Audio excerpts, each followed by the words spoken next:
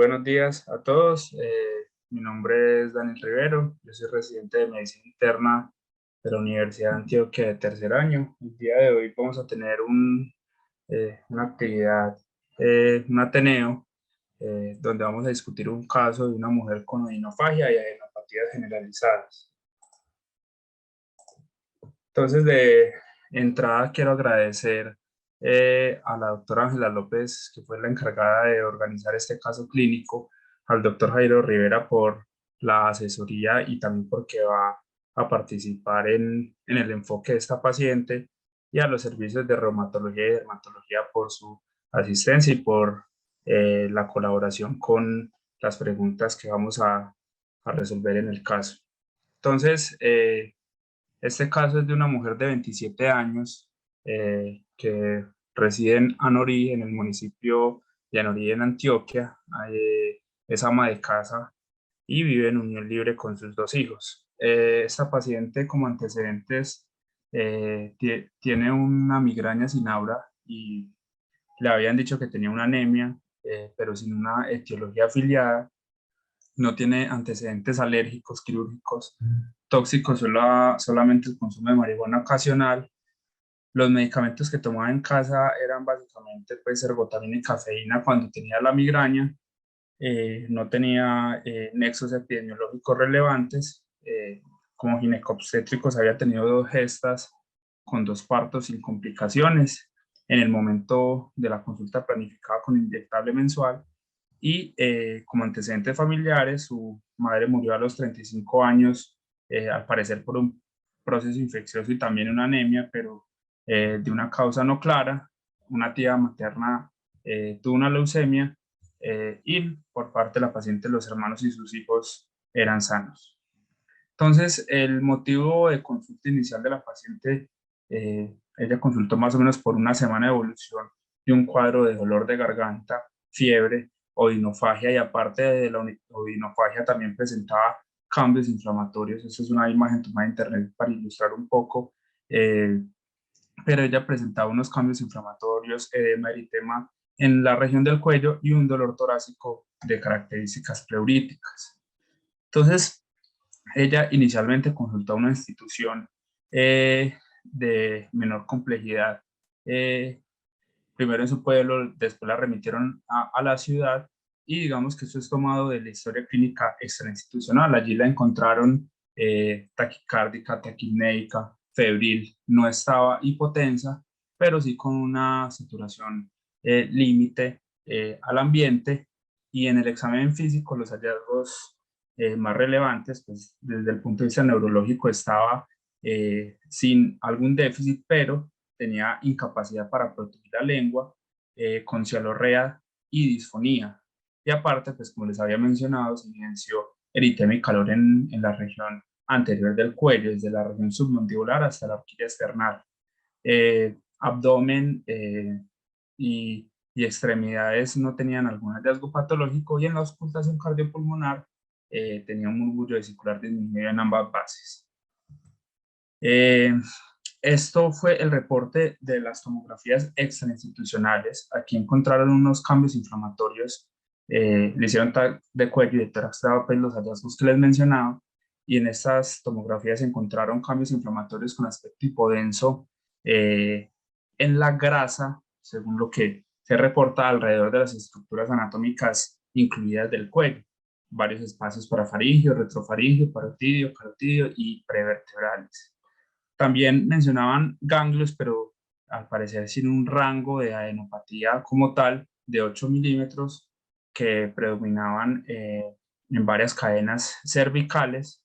También había esa alteración de la densidad y engrosamiento de la grasa mediastinal, y un derrame pleural bilateral con consolidación en el lóbulo inferior izquierdo y unos micronódulos asociados.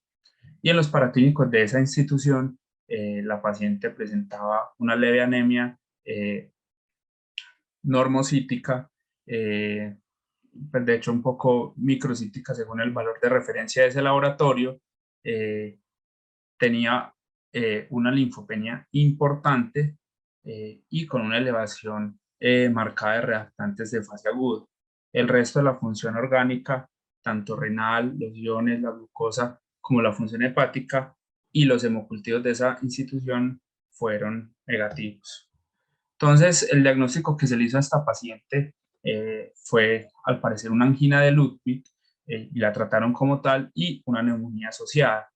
Entonces, la paciente recibió ampicilina, sulbactam y vancomicina como tratamiento, y la remitieron por alto riesgo de perder la vía aérea, y digamos, tener una atención en un nivel de mayor complejidad, y por eso ingresó a una institución de tercer nivel aquí en la ciudad de Medellín. Entonces, una vez llegó a nuestra institución, llegó a unidad de cuidado crítico, y allí pues empezaron a reenfocar a la paciente, a dudar de el diagnóstico inicial que se tenía de la angina de Ludwig y la neumonía. La paciente, digamos que ya no presentaba picos febriles, hubo muchas dudas sobre las lecturas de las tomografías, entonces se le hicieron nuevas tomografías en nuestra institución. Entonces acá vemos la tomografía de tórax. La paciente tenía múltiples adenopatías en axilas. En el lóbulo inferior izquierdo tenía la consolidación con nódulos asociados que se mencionaba las tomografías previas. En el mediastino la paciente también presentaba múltiples adenopatías, y pues aquí no se tomó cuello, pero lo que se alcanzó a ver de cuello también había múltiples adenopatías. Y en la tomografía de abdomen principalmente se encontró eh, esplenomegalia, que ya la vamos a detallar mejor, y una hepatomegalia importantes. Y pues la paciente también presentaba múltiples adenopatías retroperitoneales. La paciente también al examen físico presentaba unos nódulos en las mamas. Se hizo ecografía mamaria y se encontró que la paciente tenía unos ganglios linfáticos intramamarios prominentes. Y pues también se confirmó desde este estudio que habían adenopatías axilares bilaterales y en cadena mamaria interna izquierda.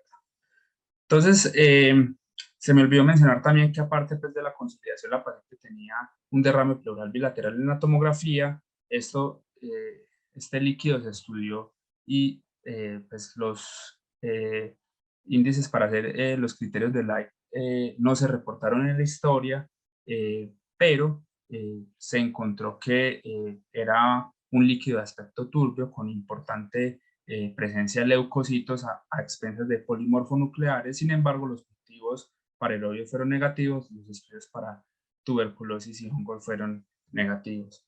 Y pues dada la consolidación y la duda sobre si la paciente tenía una neumonía bacteriana o no, se hizo un lavado broncoalveolar. Sin embargo, no se pudo rescatar aislamientos microbiológicos, y la citología fue negativa para malignidad. Entonces, a esta paciente, como les mencionaba, se le suspendió el antibiótico. No, la paciente en ningún momento tuvo hemocultivos positivos, ni los cultivos de líquido pleural ni del lavado broncoalveolar fueron positivos para algún microorganismo, y por lo tanto por eso se le había suspendido los antibióticos. Pero la evolución clínica de la paciente fue que empezó a reaparecer fiebre, se le reinició por lo tanto antibióticos, y el cuadro empezó a ser de fiebre intermitente con la persistencia de adenopatías.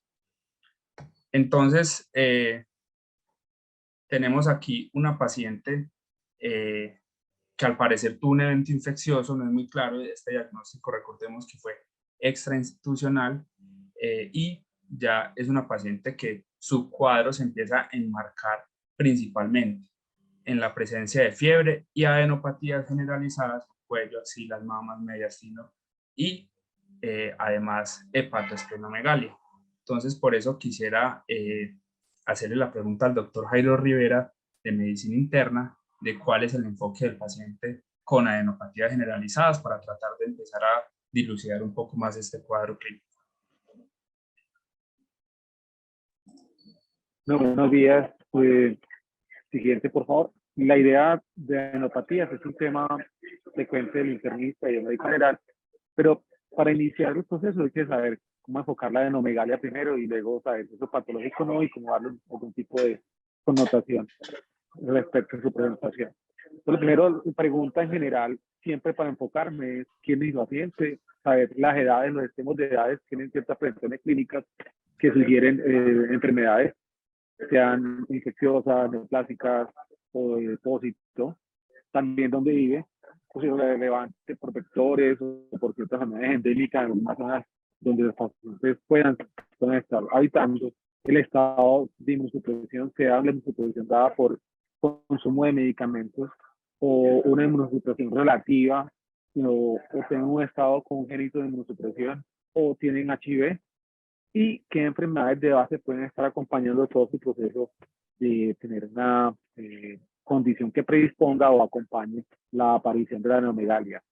Lo segundo es cómo es el ganglio, las características, si son varios, en este caso, como la hemos generalizado, esos ganglios van a ser precisamente varios, pero puede ser un único ganglio, cómo apareció, qué tamaño tienen, el tamaño es importante. Hay una escuela más Score de Note que él habla sobre el tamaño de menos de 1 centímetro, ya lo subclasifica, pero si son más grandes, 1 centímetro, 3, hasta 9 centímetros, ya le da mucho más valor patológico, que si es un ganglio de URSS, si dónde apareció el ganglio, en qué zona del corporal, cuánto tiempo, si fue agudo, o es un ganglio crónico, o es un periodo subagudo, si duele o no duele, porque esto puede sugerir ciertas enfermedades que, según su aparición, van a tener un compromiso más hacia condiciones malignas o condiciones benignas, y también saber a qué está expuesto nuestro paciente sin usted paso del proceso.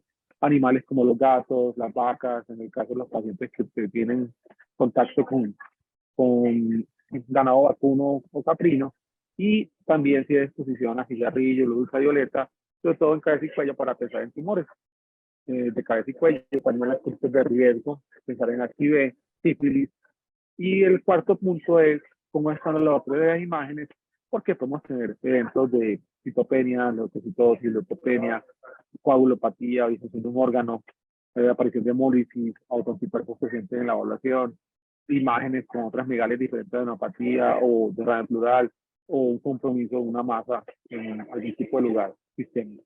Por favor, la siguiente. En estas dos ideas, la primera pregunta que planteo para todo el proceso, sobre todo en generalizadas, es preguntarse si esa neomegalia es reactiva. Si es reactiva, la principal causa de reactiva o que hay un evento que está favoreciendo va a ser la inflamatoria y la infecciosa. Teniendo aquí entonces los macrófagos, los artridosis, los pacientes con lupus, artritis reumatoide o medicamentos, sobre todo en el caso del DRES, donde se da básicamente como noto una reacción inmunológica a algún tipo de estímulo que esté presentando. Eso sería inflamatorio, pues también tenemos causas infecciosas, que básicamente hemos aprendido de la toxoplasmosis, de HIV, son las infecciones micóticas, pero otras más raras, no raras, sino que también hay que tener presentes, vamos a tener la enfermedad de Castleman, con supresión de TAFRO también, la LG4, trastornos principalmente del ganglio propiamente dicho, medicamentos también como causas no necesariamente insertas en las dos anteriores. Y si no es reactiva, pues considere que esto sea una condición de infiltración o una condición de depósito, como podría ser una malignidad primaria del tejido linfoide, no un linfoma, tipo Hodgkin o Hodgkin, una linfomatía angioblástica que se considera como otra subclasificación del proceso, y coloca la leucemia en ambos pasos, tanto en la malignidad metastásica como en la local del tejido linfoide, porque algunas enfermedades pueden, sobre todo esas enfermedades, invaden el ganglio o pueden ser parte del proceso inicial de un proceso sistémico linfoproliferativo. Se escucha muy regular, me comentan por acá. Tendré la señal. Ok.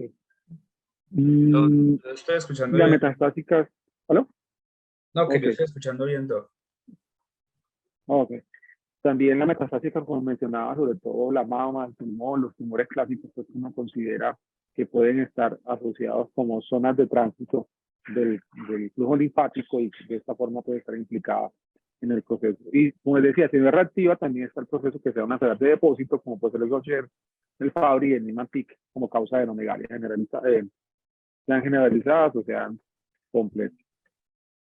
Siguiente, por favor. En esta diapositiva, sí, voy a traer, yo sé que está cargada, pero ya se refiere a la localización y las enfermedades principales que se asocian a los pacientes. Y una que uno doy como unos punticos que me parecieron interesantes en la revisión es el tamaño de ciertas genopatías.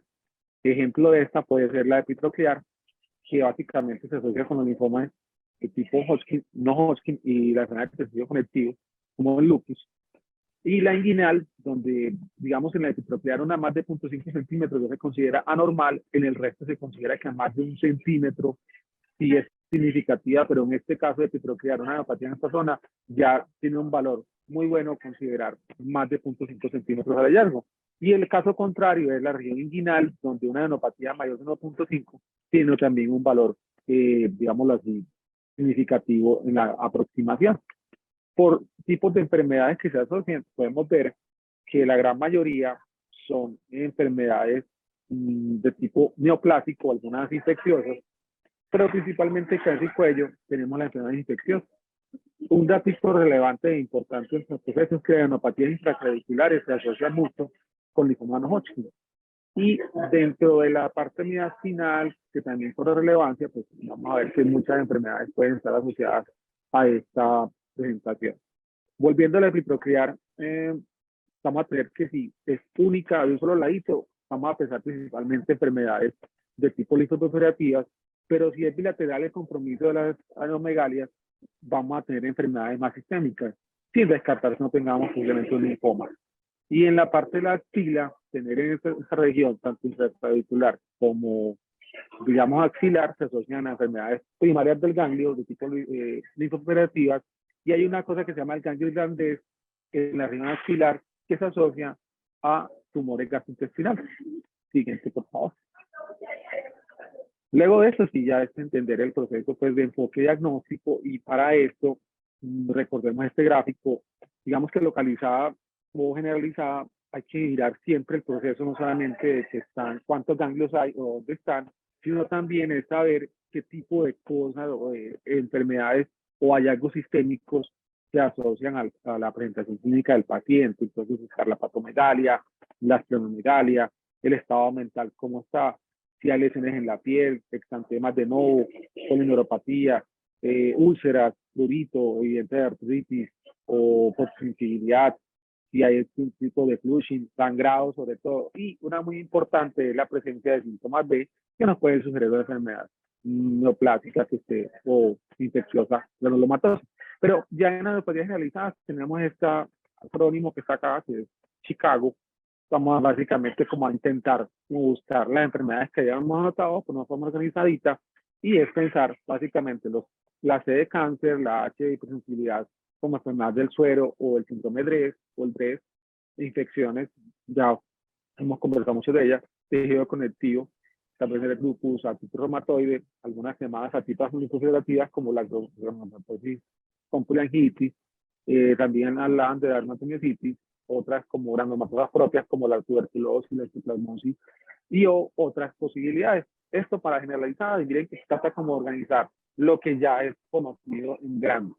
Pero creo que el punto máximo siempre de evaluación será cómo está mi paciente, y lo siguiente, Daniel, por favor. Es esto: si usted tiene condiciones emergentes que le amenacen la vida, siempre tenga presente la lesión de aguda, que pueden tener compromiso también ganglionar con mucha invasión, acción del mastófago, con otras megalias, las linfoides agudas, una activación de un LED muy grave.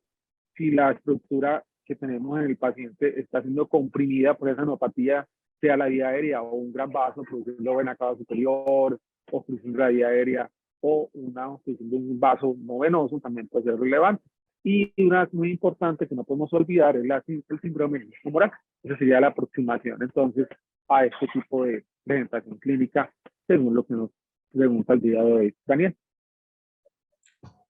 Perfecto, doctor Jairo, muchísimas gracias. Entonces, precisamente basado en todo esto que nos dice el profe de cómo enfocar un paciente con adenopatías generalizadas, entonces a la paciente se le hizo un reenfoque y se hizo una revisión por sistema ya mucho más exhaustiva, yendo más allá del cuadro inicial de la aparente neumonía de angina de Ludwig. Y en esta revisión por sistema se encontró entonces que la paciente venía perdiendo peso desde hace 6 meses aproximadamente 10 kilos, aparte presentaba hiporexia y astenia como síntomas constitucionales.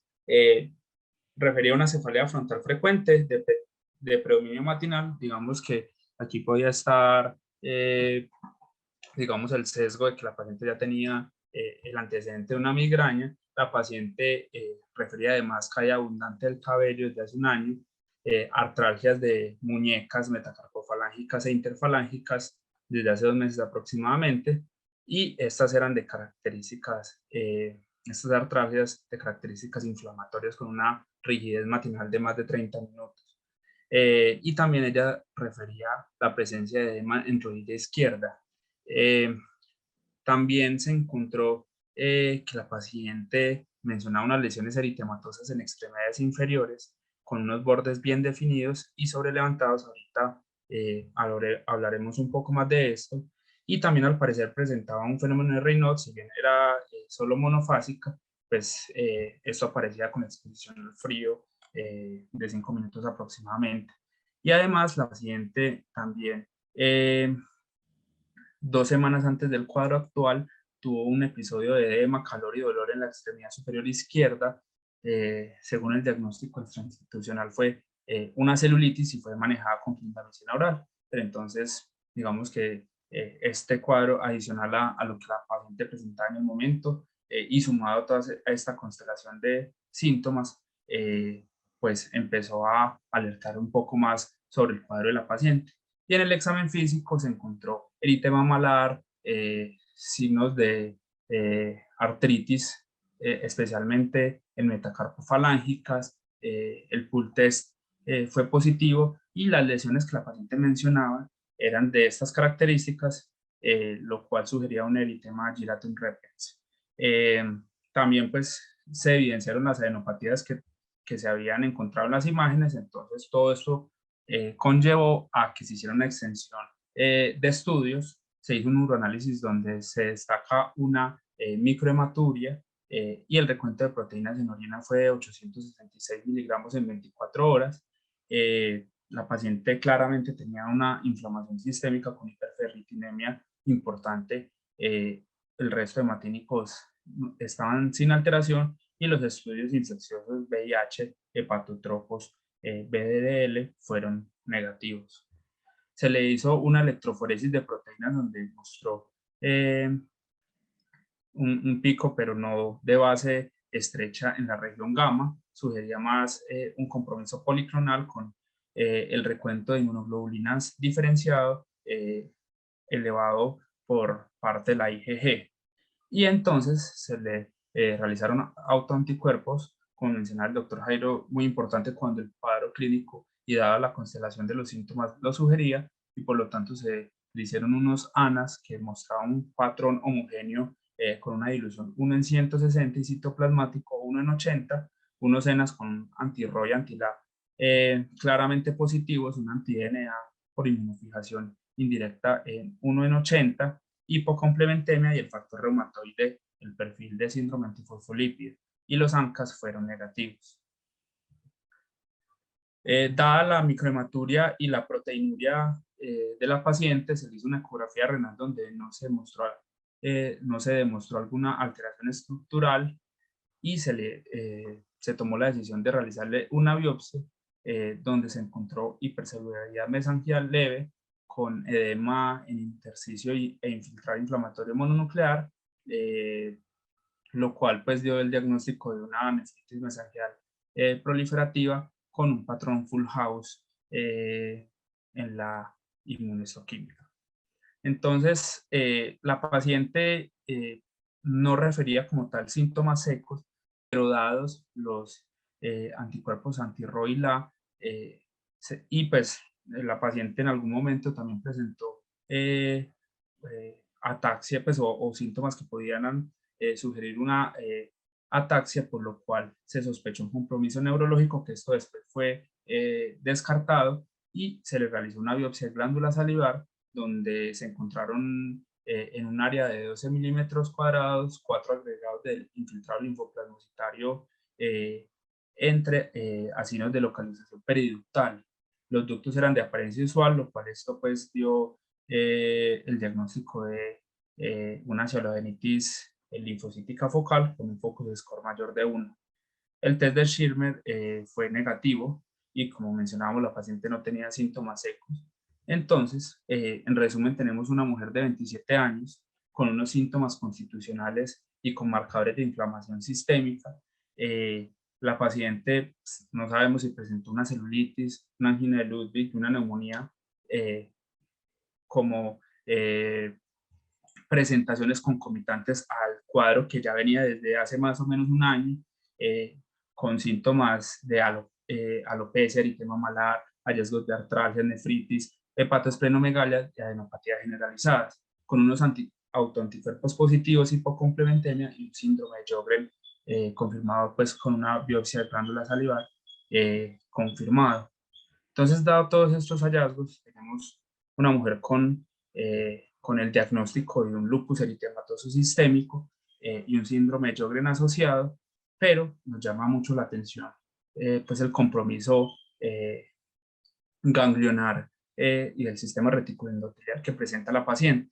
Y por eso le vamos a preguntar al doctor Andrés Ramírez cuáles serían las indicaciones de biopsia en adenopatías por lupus y cuál sería la relación entre lupus y linfoma. El doctor Andrés es fellow de reumatología. Adelante, doctor.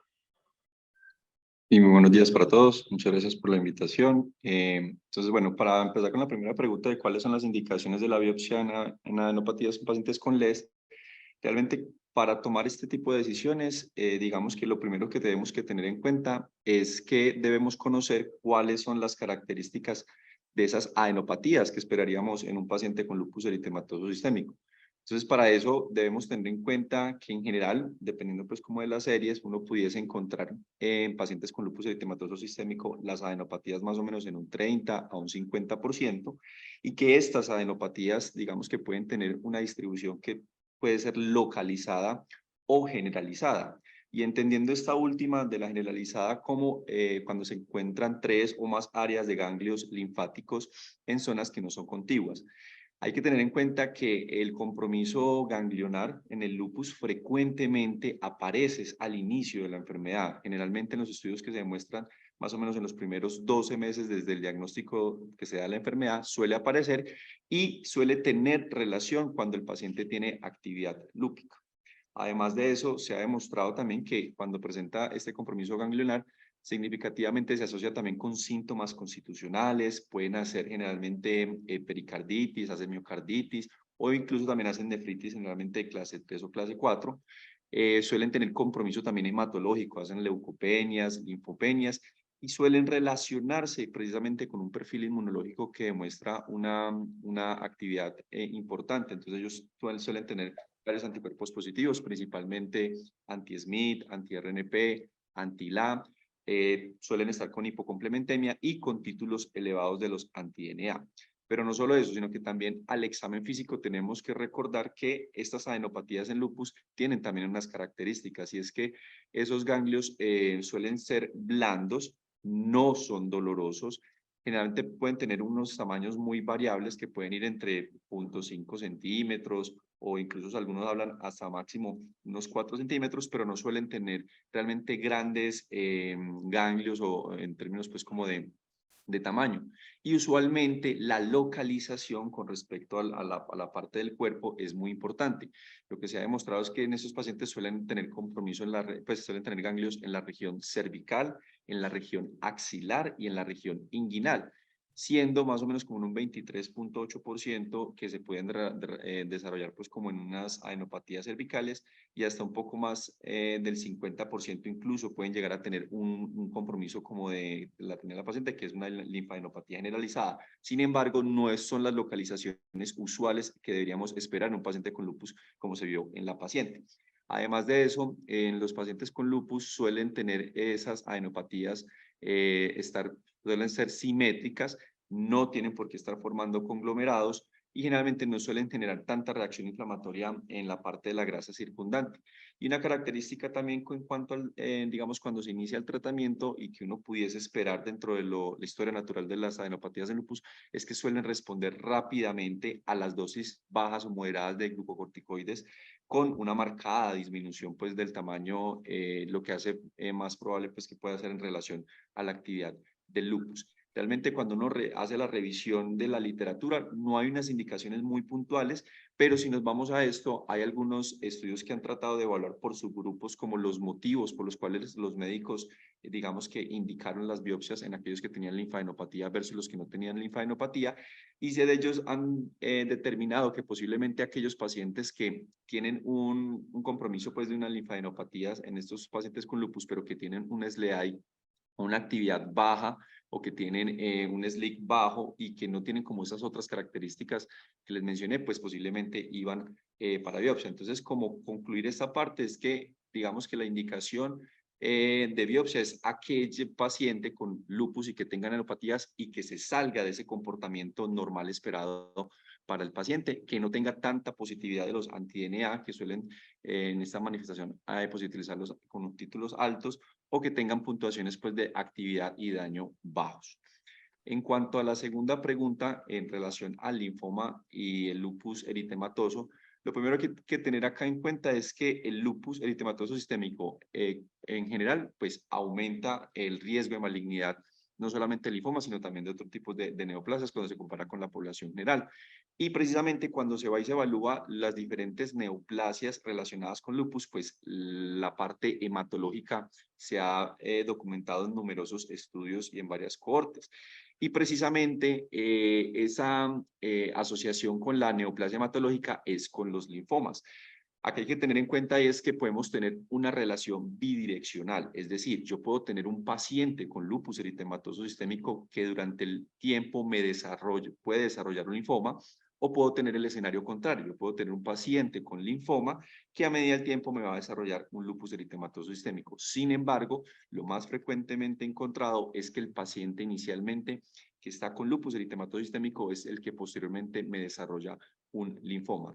¿Y eso por qué se debe? Digamos que hay varias hipótesis, tanto de factores ambientales, predisposiciones genéticas, pero ahí la más relevante y la que más toma fuerza y que se ha demostrado es que se cree que posiblemente esa estimulación crónica del sistema inmunológico lleva a una desregulación también inmunitaria y que deriva pues principalmente en autoinmunidad, y todo eso va a contribuir a que haya una formación pues como de tejido linfoide organizado.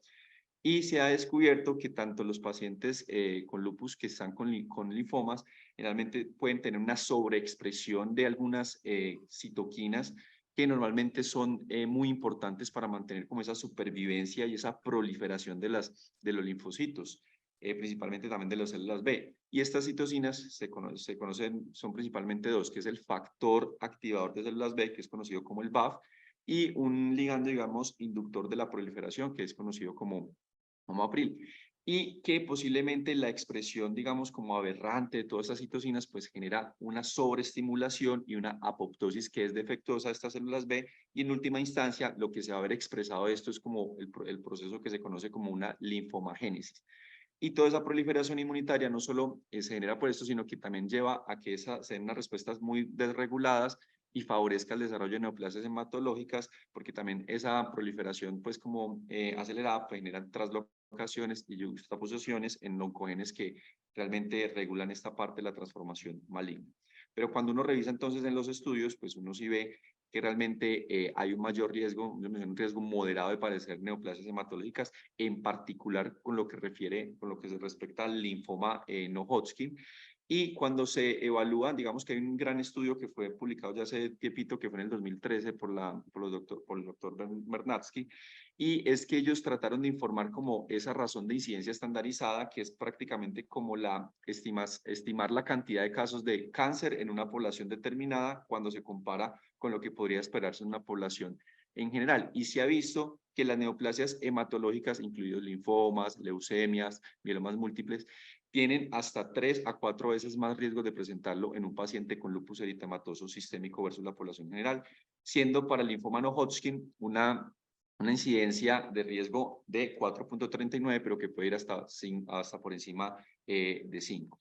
Hay otros metaanálisis donde han demostrado incluso que esa aumenta la incidencia del linfoma no Hodgkin. El más común encontrado es el linfoma difuso de células B grandes con RR que puede ir hasta por encima de 5 o incluso hasta 7, se mencionaba.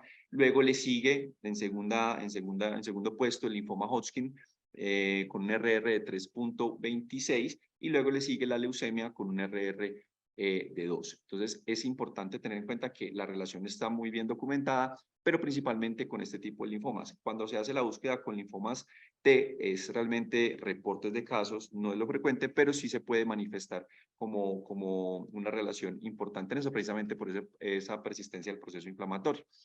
Y ya como para tener en cuenta es que en estos pacientes con lupus eritematoso y adenopatía, siempre dentro del enfoque pudiese uno tener en cuenta como dentro de los diferenciales la entidad como un Kikuchi-like, que precisamente se parece a esa enfermedad de Kikuchi, que es una enfermedad endémica en Asia, en adultos jóvenes, en mujeres, y ya han habido algunos trabajos que intentan como separar la linfadenitis lúpica con o pseudo Kikuchi con el Kikuchi, y es que generalmente los pacientes con Kikuchi-like pues tienden a tener más adenopatía en el cuello aislada, que era más frecuente pues en ellos.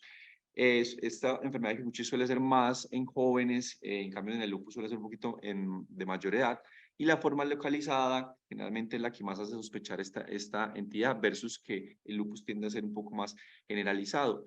Y suelen haber algunas características, digamos, en la parte histológica. Si bien en los dos pueden haber necrosis, pues sabemos que los cuerpos de hematoxilínicos en el lupus es más patognomónico de estos, pero no suelen ser frecuentemente encontrados. Y las células CD8 o citotóxicas generalmente son mucho más abundantes en el Kikuchi, a diferencia del lupus eritematoso sistémico. Y las células plasmáticas también es más frecuente pues como encontrarlas en las linfadenitis lúpicas que en la enfermedad de Kikuchi. Pero en general, en relación con linfoma y lupus eritematoso sistémico, realmente hay una relación bidireccional que siempre debemos tener en cuenta. Muchas gracias. Perfecto, doctor Andrés, muchísimas gracias por su excelente intervención. Y pues precisamente, a pesar de que la paciente tenía una constelación de síntomas y signos que orientaban hacia el diagnóstico de un lupus eritematoso sistémico, dada esta relación y el mayor riesgo de aparición de linfoma en pacientes con el lupus, incluso como mencionaba el doctor Andrés, desde el inicio, e incluso pues hay reportes de casos y series que demuestran la aparición concomitante de estas dos enfermedades. Y dado que esta presentación de adenopatías se salía de la norma, el importante compromiso de la grasa adyacente a las adenopatías que se reportó en las tomografías previas, además la formación de conglomerados y las localizaciones atípicas, entonces se decidió realizar una biopsia de ganglio cervical a esta paciente. Entonces, agradezco pues al doctor Jairo por la síntesis que hizo en esta gráfica, donde la histología mostró del ganglio una cápsula delgada con una distorsión y áreas de apoptosis y cariorrexis.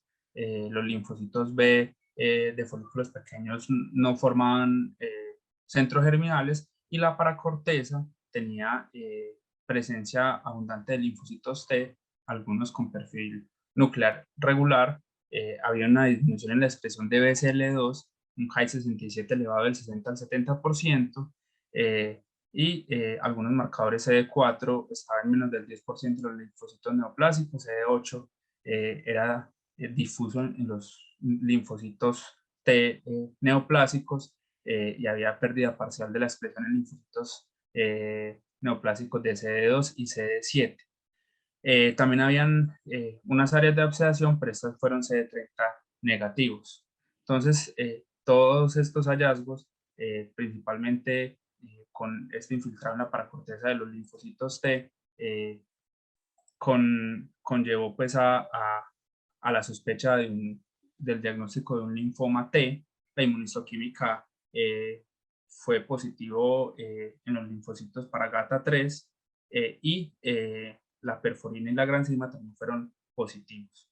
La serología para HTLV fue negativa, entonces todo esto conllevó al diagnóstico de un linfoma T periférico no específico con perfil citotóxico, como diríamos, por la inmunohistoquímica. Entonces tenemos una paciente con el cuadro de un lupus eritematoso sistémico con compromiso renal, hematológico y articular y cutáneo, pero también tenemos otras manifestaciones y tenemos un linfoma concomitante en curso en esta paciente y por lo tanto, pues esas manifestaciones cutáneas, lo que mencionábamos del eritema giratum repens en las extremidades inferiores, los cuadros de al parecer celulitis o angina de Ludwig que presentó. Entonces nos hacemos la pregunta en este caso, ¿cuáles serían las manifestaciones cutáneas más importantes de los linfomas y que pudiéramos diferenciarnos ya que tenemos un poco más claro las manifestaciones cutáneas en el lupus y si ese eritema giratum repens en la paciente tiene alguna relevancia para su cuadro clínico. Para responder estas preguntas hemos invitado al servicio de dermatología, el doctor Camilo Ruiz nos va a ayudar con estas preguntas. Muy buenos días para todos. Muchas gracias pues a Daniel por la invitación. Dale por la siguiente, Dani. Entonces, para responder la primera pregunta que nos hacen sobre las manifestaciones cutáneas en los pacientes con linfomas, pues nosotros generalmente cuando vemos un paciente con una enfermedad hematológica, con alguna manifestación en piel, lo observamos en alguno de estos tres escenarios: pacientes con linfomas sistémicos, sean Hodgkin o no Hodgkin, pacientes con leucemias o pacientes con algún tipo de gamapatía monoclonal. El contexto pues, de esta paciente que nos trae Daniel sería pues, el primer escenario, un paciente con un linfoma sistémico. Para la siguiente, porfa. Entonces, cuando nosotros vamos a observar las manifestaciones cutáneas de los linfomas sistémicos, las podemos dividir como en dos grandes grupos. En primer lugar, tenemos las manifestaciones específicas que hablan de que hay proliferación de células neoplásicas en la piel, y en ese caso el diagnóstico nos lo va a confirmar la histología porque nos va a mostrar unas células neoplásicas con una morfología y un perfil de inmunistoquímica similar al linfoma de base. Y dentro de las manifestaciones no específicas tenemos aquellas que pueden ser infecciosas, secundarias a la inmunosupresión, pues por el tratamiento o por el mismo linfoma, que pueden ser de origen viral, micótico o bacteriano. Y dentro de las no infecciosas vamos a tener un amplio rango de dermatosis inflamatorias que nosotros conocemos como dermatosis reactivas, porque se pueden producir por muchas enfermedades sistémicas que en su patogénesis tengan algún fondo inflamatorio, como son las malignidades hematológicas o las enfermedades del tejido conectivo. Las que les coloco pues como en los cuadritos rojitos, se los coloco porque son dermatosis que también se pueden presentar en el contexto de una paciente con una enfermedad del tejido conectivo, como esta paciente que también tenía un lupus sistémico. Entonces ahí tenemos, por ejemplo, el prurito sin causa. Todo paciente con prurito que no tengamos una dermatosis primaria, siempre debemos buscar que no haya una enfermedad sistémica asociada. Cuando sea un prurito que empeore con el agua, un prurito acuagénico, siempre pensar en malignidad hematológica y también recordar las ictiosis adquiridas, los eritemas anulares centrífugos dentro de esos eritemas figurados que pueden simular un eritema giratum repens, el granuloma anular, las vasculitis urticariales, y siempre recordar las dermatosis neutrofílicas, el síndrome de Sweet y el pierma gangrenoso, que se pueden asociar tanto a enfermedades inflamatorias, enfermedades del tejido conectivo y malignidad hematológica como los linfomas. Dale a la siguiente, por favor, Dani. Les traje como algunas foticos porque hablar pues como de estas enfermedades sin mostrar fotos es muy difícil. Por ejemplo, esta es una paciente con un linfoma Hodgkin sistémico que tiene una manifestación cutánea específica del linfoma, es decir, compromiso cutáneo por el linfoma, y vemos que las lesiones en realidad son muy inespecíficas, placas, pápulas, nódulos violáceos, ligeramente infiltrados, pero el diagnóstico pues no lo va a confirmar en sí la histología. Para la siguiente, por favor. Ya en cuanto al segundo escenario, que serían los pacientes con leucemias, ya saliéndonos un poco del escenario de la paciente, también vamos a encontrar un amplio rango de dermatosis que casi siempre van a tener pues como una etiología inflamatoria, y las podemos como dividir en estos grupos: las dermatosis neutrofílicas, los eritemas reactivos, las vasculitis, las paniculitis y ya otro tipo de dermatosis. Las que les señalo con la flechita roja son de nuevo pues, enfermedades en la piel o manifestaciones cutáneas que también se pueden presentar en una paciente con lupus sistémico, como es el caso de la paciente. Entonces, en realidad, estas manifestaciones cutáneas no son específicas como tal de malignidad hematológica, sino más que todo de una enfermedad sistémica que puede tener una etiología inflamatoria. Dale a la siguiente, por favor.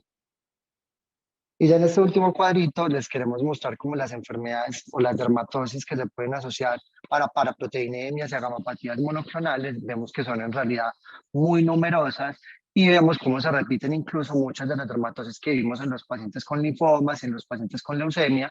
Y de nuevo las que les señalamos con la flechita roja son las dermatosis que también se pueden presentar en el contexto de una paciente con lupus eritematoso sistémico. Dale a la siguiente, por favor, Dani. Y ya para responder la segunda pregunta que nos hacen con respecto al eritema giratum repens, pues quisimos traer pues como esta revisión sistemática que es la más numerosa que encontramos, en la cual muestran que el eritema giratum repens, a pesar de que de forma clásica se ha descrito como una dermatosis exclusivamente para neoplásica, vemos como en esta revisión sistemática se encontró que se asocia a malignidad en la mayoría de los casos, el 70%, pero vemos como un 30% no se asocia a malignidad y dentro de esas causas diferentes a malignidad del eritema giratum repens encontramos las enfermedades autoinmunes como también pues podría ser el escenario de la paciente. La siguiente, por. Y ya cuando vemos las malignidades asociadas al eritema giratum repens, vemos en realidad que la gran mayoría de las malignidades que se asocian a esta dermatosis son de órganos sólidos, siendo la más frecuente el cáncer de pulmón.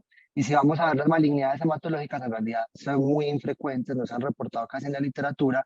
En esta revisión solamente 2 casos, un caso con linfoma Hodgkin y un caso con mieloma múltiple.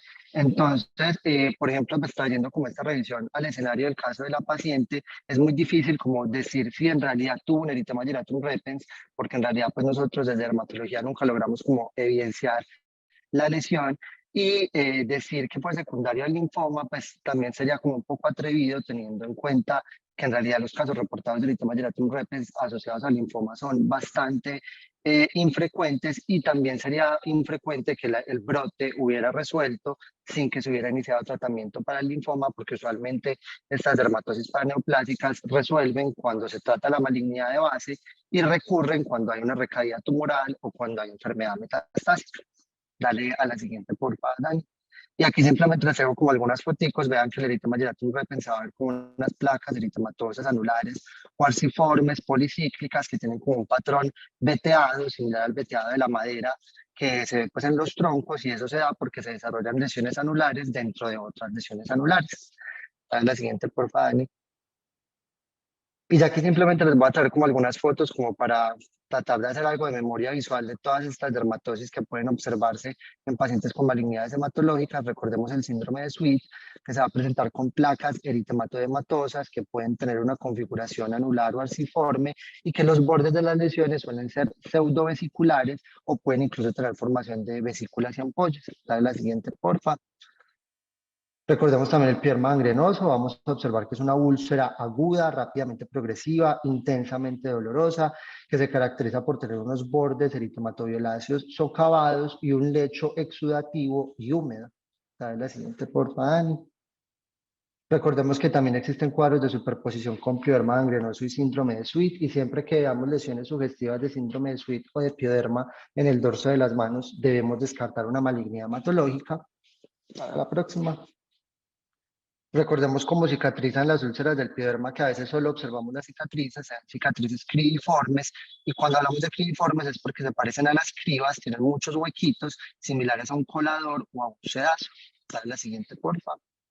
Recordemos el escleromiexedema, entre las enfermedades de depósito, en este caso hay depósito de mucina secundario a una malignidad hematológica, y ese depósito puede ser difuso, lo cual puede llevar a un engrosamiento difuso de la piel con prominencia de los pliegues, que es lo que vemos en la imagen de la izquierda, o se puede presentar con múltiples pápulas firmes, cupuliformes, brillantes, lo cual nos habla de que ahí se está depositando la mucina. Dale la próxima, por favor. El xantogranuloma necrobiótico, que es muy frecuente que nosotros lo confundamos con santelasmas, porque se ven como esas placas amarillentas, antomatosas alrededor de los párpados, pero en este caso vemos que son lesiones mucho más localmente invasivas y casi siempre se asocian a una gamopatía monoclonal. Dale a la próxima, Dani. Y a veces esos xantogranulomas necrobióticos pueden tener una localización extraocular, donde también tienen pues como esa apariencia bastante similar. Dale a la próxima. Recordemos los santomas planos normolipémicos, que vamos a observar placas o máculas amarillentas anaranjadas, que si se presentan en el contexto de un paciente con un perfil lipídico normal, también debemos descartar siempre que no haya una malignidad hematológica de base. La hidradenitis eccrina neutrófila se da por la eliminación de esos quimioterapéuticos por el sudor, con una reacción directa de toxicidad en las glándulas sudoríparas y es muy frecuente que se vea en las manos como placas eritematodematosas. Ya de la próxima, Dani, que ya sería pues como la última, yo creo. Y recordemos las crioglobulinemias que también se pueden presentar en el contexto de un paciente con enfermedad del tejido conectivo, enfermedad autoinmune o pacientes con malignidad hematológica, pero recordemos que en este último escenario, cuando es asociada a malignidad, va a predominar el fenómeno vasculopático, entonces vamos a ver lesiones mucho más necróticas y más ulcerativas y no tanto una púrpura palpable como la vamos a ver en las crioglobulinemias asociadas a enfermedades autoinmunes. Ya eso era como lo que les traía para hoy.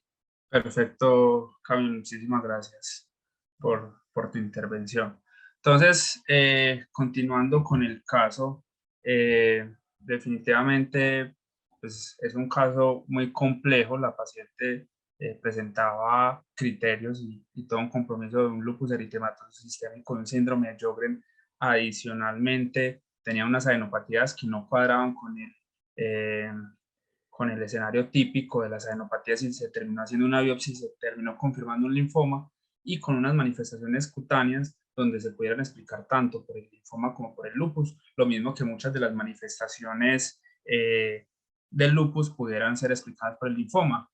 Sin embargo, pues el linfoma que conocemos que puede simular más un lupus es el linfoma angiomonoblástico, pero en este caso de la paciente, el linfoma diagnosticado es un linfoma T periférico de perfil citotóxico y pues revisando sobre este linfoma en particular, sí es frecuente que presente compromiso extranodal, síntomas sistémicos inespecíficos como fiebre, síndrome constitucional, pérdida de peso e incluso también exantema en piel. Sin embargo, no es frecuente pues la presencia de autoanticuerpos o la simulación de un lupus como si ocurre en el angiomonoblástico. Entonces, definitivamente en esta paciente la aparición concomitante de las dos enfermedades fue lo que llevó pues a tomar conductas y si bien a la paciente se le realizaron pulsos de metilprednisolona y tuvo el manejo inmunosupresor para el lupus, esta paciente fue llevada a una quimioterapia con esquema CHOE. Ya pues para finalizar con este caso, me gustaría hacer una pregunta abierta para cualquiera de los participantes para reumatología, porque digamos con la quimioterapia de inducción de esta paciente para su linfoma, pues es claro que también va a hacer una inmunosupresión importante y por lo tanto controlar la actividad lúpica, pero después, una vez la paciente finalice su quimioterapia, en caso de que responda bien desde el punto de vista hematológico, cómo debería ser el tratamiento de mantenimiento de esta paciente, o cada vez que la paciente tenga una recaída de su enfermedad lúpica, también vamos a pensar que tiene una recaída de su enfermedad hematológica. Entonces pienso que posteriormente, digamos que las conductas iniciales ya se tomaron y con eso no hubo dudas, pero pienso que posteriormente pudiera haber problemas pues en el seguimiento